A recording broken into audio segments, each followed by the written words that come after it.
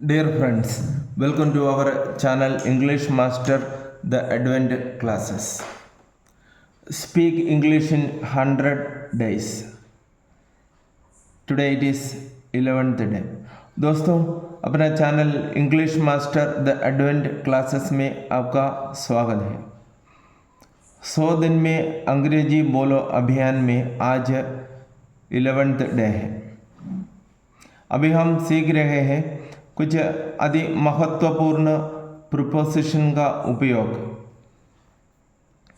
आज मैं आपको बताने वाला हूँ प्रीपोजिशन ओवर, OVER प्रीपोजिशन के रूप में।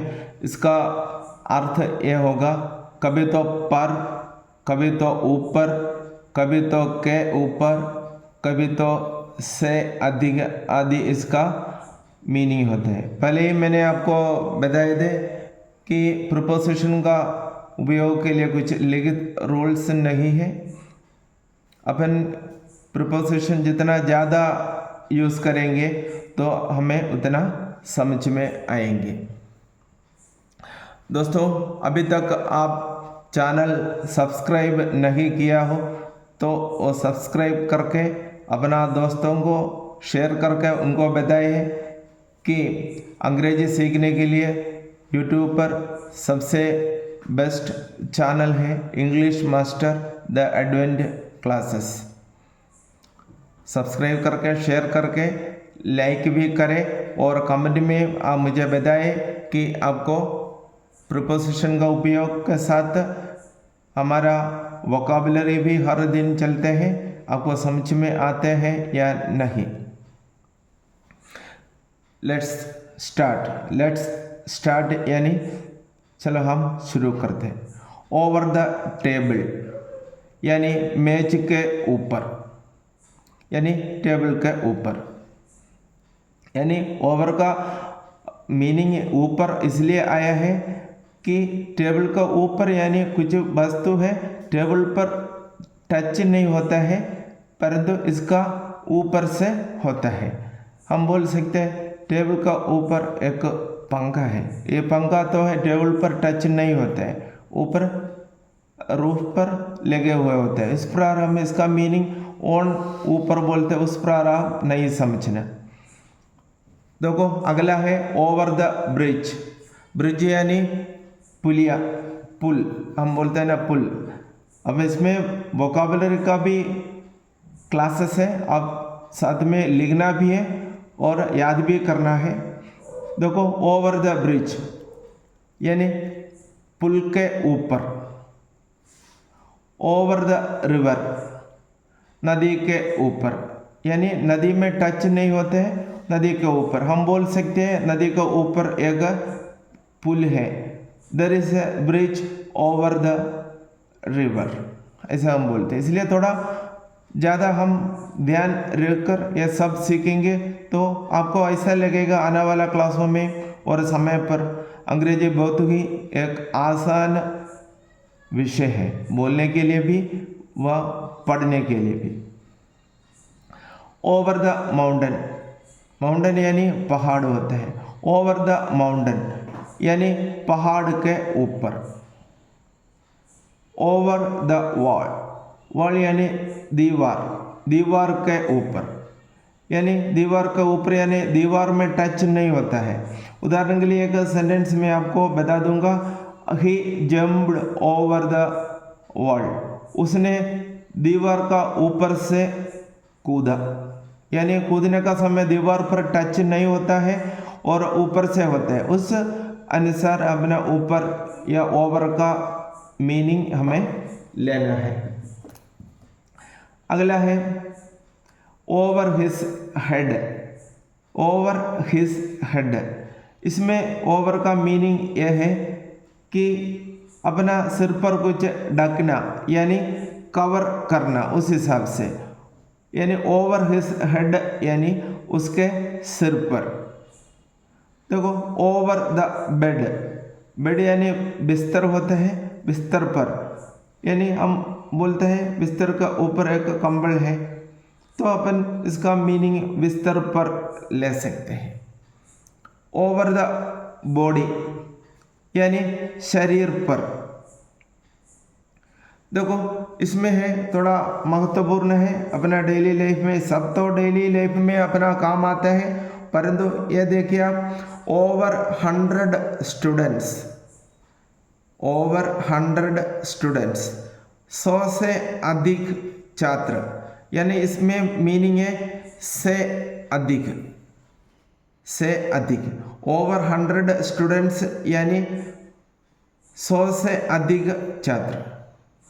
देखो ओवर ₹500, ओवर ₹500 यानी 500 रुपीज़ से अधिक है, इधर मीनिंग है से अधिक है। बहुत ध्यान से आप सुने और लिखकर रखने का प्रयास करें, क्योंकि आने वाला समय में अगर आपको अंग्रेजी नहीं आता है तो अपना काम पर भी बहुत दिक्कत आने वाला का समय है। मुझे मालूम है ऐसा हमारा इधर बहुत सारे लोग ऐसा होते हैं कि अंग्रेजी नहीं जानने के कारण अपना नौकरी अच्छा नहीं मिल पाता है, या जो मिला हुआ नौकरी पर टिक नहीं पाता है और अपन को प्रमोशन भी नहीं मिल पाता है।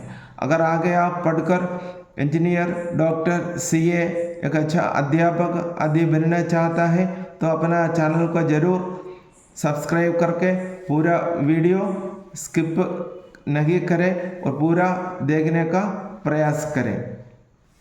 देखो ओवर 10 ईयर्स, 10 साल से अधिक। जब मैं आपको टेंस वगैरह सिखाएंगे उस समय इसका भी प्रयोग हम साथ में वाक्य में प्रयोग करेंगे। देखो ओवर 10 ईयर्स यानी 10 साल से अधिक। देखो अगला है ओवर 50 किलोमीटर्स, ओवर 50 किलोमीटर्स यानी 50 किलोमीटर से अधिक। दोस्तों मुझे आशा है कि आप लोगों को ये अच्छा समझ में आते हैं। आप कृपया ये शेयर करें, लाइक करें और कमेंट में बताएं कि आपको किस प्रकार समझ में आते हैं। देखो और है over the night, over the night यानी रात भर। ओवर द रोड, सड़क के ऊपर से, एक साइड से दूसरा साइड तक का दिशा में इसका प्रयोग है। ओवर द फेंस, फेंस अच्छा एक वोकैबुलरी है, हम तो इसका हिंदी तो सुनता तो है ही है। अपना खेत का वगैरह चारों तरफ अपन बाड़ बनाते हैं, उसे हम फेंस बोलते हैं। ओवर द फेंस यानी बाड़ के ऊपर से। और जानवर वगैरह हम बोलते हैं खेत पर बाड़ का ऊपर से कूदा, यानी उसमें टच नहीं होता, इसका सीधा ऊपर से आता है, उस हिसाब से इसका प्रयोग किया है।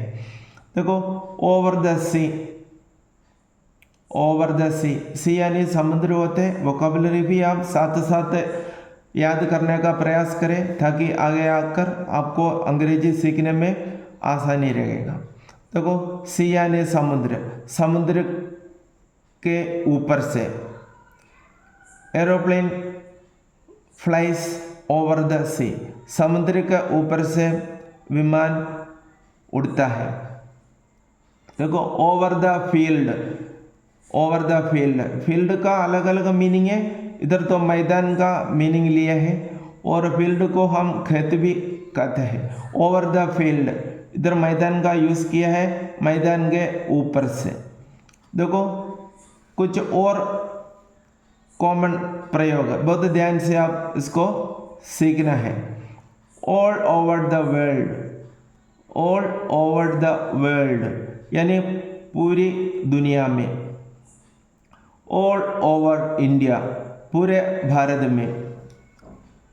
और अभी ये तो है थोड़ा आपको अजीब सा लगेगा, लेकिन आप अपना जीवन में ये यूज़ करना है, इंग्लिश का जीवन में।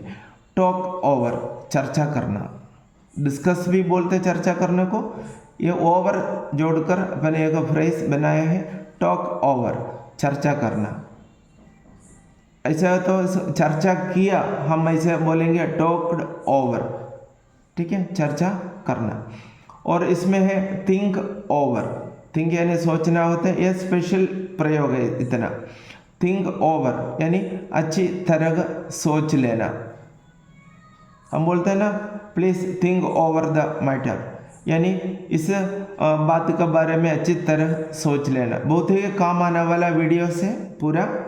देखो हैंड ओवर, इसमें देखना बहुत ही ध्यान से, हैंड ओवर यानी सौंप देना। अब हम बोलते हैं ड्यूटी हैंड ओवर किया, हैंड ओवर यानी सौंप देना।